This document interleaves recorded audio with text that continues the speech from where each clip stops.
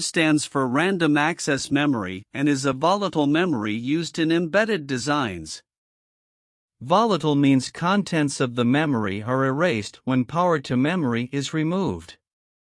So, we can say this is a temporary memory. Currently, highest-speed DDR4 RAM can operate up to 3200 megatransfers/section. A RAM with a good bandwidth meant better system performance. RAM are classified as static RAM, SRAM, and dynamic RAM, DRAM.